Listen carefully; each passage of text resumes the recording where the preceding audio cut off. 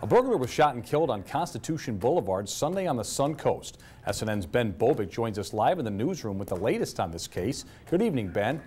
Thanks, Grant. A family came home to their house on Constitution Boulevard Sunday afternoon expecting their house to be safe and sound. What they found when they entered was not what they expected. It wasn't your normal Sunday afternoon for a Sarasota family when they returned home from a cheerleading trip. The people had gotten home from a pep rally in Lakeland, and they came in and there was an intruder in their house with a baseball bat. The intruder was Glenn Oliver, who was recently released from prison after a 10-year sentence for robbery with a firearm and carjacking. After the father of the family found Oliver with a baseball bat in his home, he did what he deemed necessary to protect his family. At that point, the homeowner retreated and got a weapon, and he fired a shot and killed the suspect who was inside his home. It's not very common for this to happen around the neighborhood where Constitution Boulevard runs.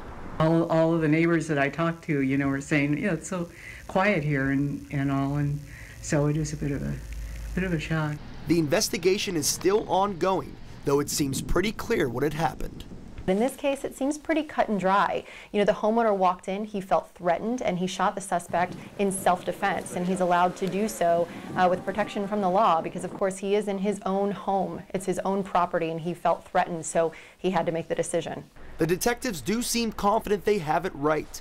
As of now, the man will not be charged in this case because he acted in self-defense to protect his family. But let this incident be a lesson for all before you leave your home. You know, I think this is a reminder to the public that, you know, make sure you secure your homes before you go out of town.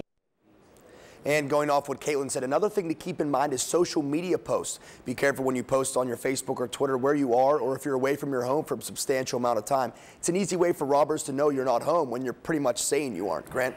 Makes sense, Ben. What do we know about the suspect and any criminal history? Well, we do know he was released from prison in August after serving his sentence since 2007. He was granted 5 years probation, but after some investigating I did find out his address is listed on Dixie Lane in South Sarasota, only a little over 2 miles from where the house is on Constitution Boulevard, but he was clearly in the wrong place at the wrong time. You never want to see anyone die in something like this, criminal or not, but it was the homeowner protecting his family, and it's fortunate that it didn't get any worse. Very interesting. Ben, thanks so much for that report.